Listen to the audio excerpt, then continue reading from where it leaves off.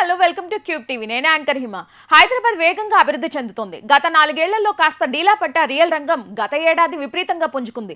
చూస్తుంటే కరోనా కంటే ముందు పరిస్థితులు కనిపిస్తున్నాయి. గడిచిన 2024 సంవత్సరంలో నమోదైన అమ్మకాలు, కొనుగోళ్లు, లీజ్లే ఇందుకు నిదర్శనం.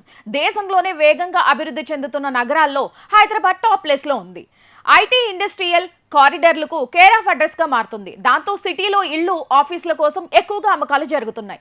రియల్ కన్సల్టెన్సీ సంస్థ నైట్ ప్రాంక్ ఇండియా సంస్థ 2024లో హైదరాబాద్ రియల్ ఎస్టేట్ వేగంగా పుంజుకుందని నివేదిక ఇచ్చింది. 2023తో పోలిస్తే ఇది 12% ఎక్కువగా ఉందని ఈ సంస్థ తెలిపింది. హైదరాబాద్ లోని జిహెచ్ఎంసీ పరిధిలోని ఏకంగా 3,69,074 ఇళ్లు అమ్ముడుపోయాయి. ఈ స్థాయిలో గతంలో ఎన్నడూ అమ్మకాలు జరగలేదు. ఇందులో ఎక్కువగా 1 కోటి నుంచి 2 కోట్ల మధ్య విలువ ఉన్న ఇళ్లు ఎక్కువగా అమ్ముడుపోయాయి. మధ్య తరగతికి చెందిన వారు లగ్జరీ ఇళ్లు కొనాలనుకునే ఉద్దేశంతోనే ఈ ఇళ్లు తమ స్థాయికి, సంపాదనకు అనుకూలంగా ఉంటున్నాయని కొనుగోలు చేస్తున్నారు.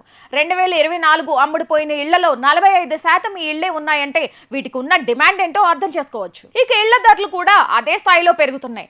డిమాండ్ కు తగ్గట్టు 8% గత ఏడాది ఇళ్ల ధరలు పెరిగాయి. వీటికి తోడు బెంగళూరు తర్వాత దేశంలో ఎక్కువగా హైదరాబాద్ లోనే చాలా అంతర్జాతీయ సంస్థలు ఏర్పాటవుతున్నాయి.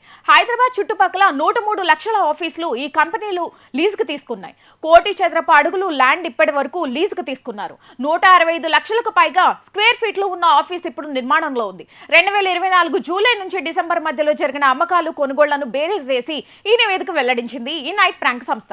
2024 జూలై నుంచి డిసెంబర్ మధ్యలో జరిగిన అమ్మకాలు, కొనుగోళ్లను బేరీజ్ వేసి ఈ నివేదిక వెల్లడించింది ఈ నైట్ ప్రాంక్ సంస్థ. కాబట్టి హైదరాబాద్ లో రియల్ ఎస్టేట్ రంగం రానున్న రోజుల్లో కూడా మరింత పెరిగే అవకాశాలు కనిపిస్తున్నాయి. గతంలో ఎన్నడూ ఈ స్థాయిలో పెరగలేదని నిపుణులు చెబుతున్నారు. పైగా అందుకు తగ్గట్టు సిటీ కూడా అన్ని విధాలుగా డెవలప్ అవుతుండడంతో రియల్ రంగానికి ఇప్పట్లో డోకా లేదని చెప్పుకోవాలి.